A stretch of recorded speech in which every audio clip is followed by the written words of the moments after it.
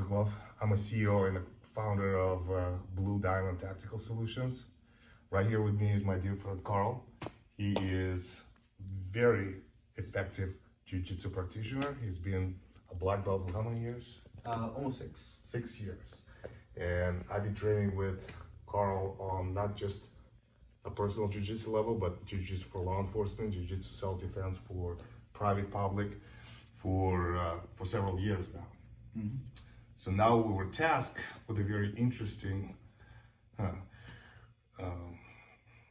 detail to develop an effective solution or technique for famous company called Lyft for their drivers to be efficient in self-defense if something happens in the vehicle.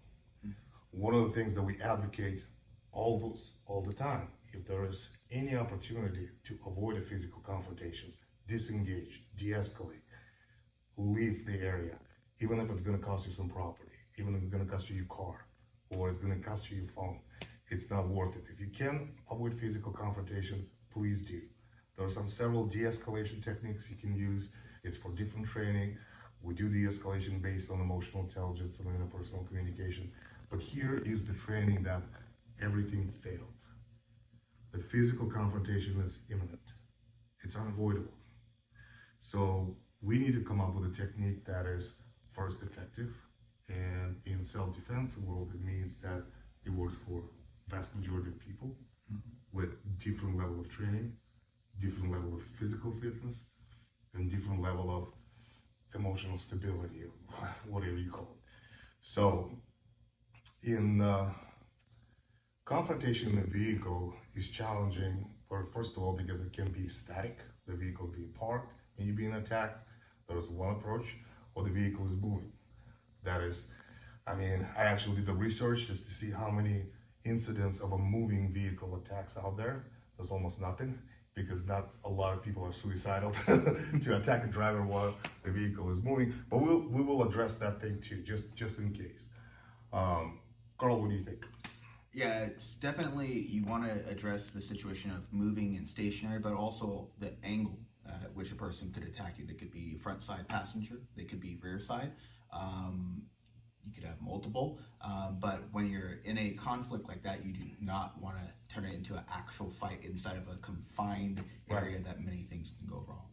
So the primary goal is, boom, stop the immediate physical attack and get the heck out. Yep. I agree with you wholeheartedly. So now we've done the kind of boring part, just when we talk. Now we're gonna go to the car, and we're actually gonna start practicing some techniques. I'm gonna use Carl as a role player, just to give it a little bit more reality, because obviously I'm a little bit bigger, I'm a little bit stronger, so he will have to rely on the technique, because you're not gonna be able to muscle me. Yeah, won't be great if I don't do it right. All right, well, let's go to the car. So, for the first demonstration, we're going to use my vehicle. It's a relatively large size SUV, which gives me a lot of adventure as a suspect, as an offender, as an attacker. More maneuverability means more different angles I can attack Carl. Put Carl in a disadvantage. Now he's got to cover more real estate to escape the vehicle. And it brings some additional reality to the training, to the technique. So the first technique is very obvious. I'm behind, he's ahead of me. It's probably one of the more instinctual things to do is to attack his neck. I'm gonna place what's called in jiu-jitsu rear naked choke, or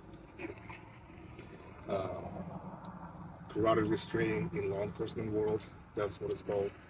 And the danger of this technique is, once I place the pressure on both sides of his neck, he's got about 5 seconds to do something. Sometimes it's less than that, depending on the pressure. And after that, he's gonna pass out due to lack of oxygenated blood going to his brain. So the first gonna go about 70-80% of the time. Speed and effectiveness. This go 100%. He probably gonna hurt me, which we don't want. But at least we can see how fast and effective this technique can be. Lock my hand, use my upper body, go.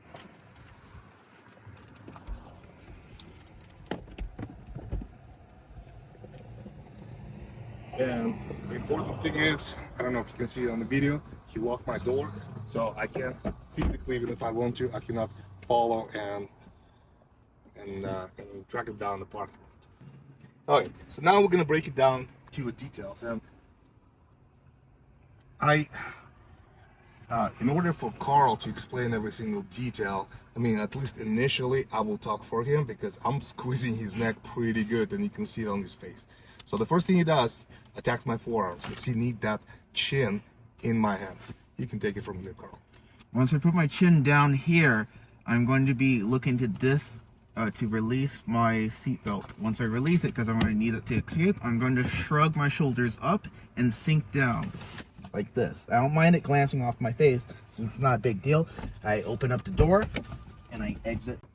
To bring credibility to this technique that Carl displayed before, I replaced Carl with Marina. Marina is a refugee from Ukraine, barely speaks English yet, and she never done jiu-jitsu in her life. So we'll see if this technique is going to be effective against, I mean, you can clearly see there's this humongous size discrepancy. All right, so we're going to see, she is a driver.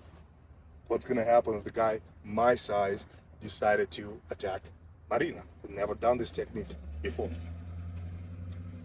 Готова? Так, вы сейчас ложите на меня руки? Да. Да, давайте.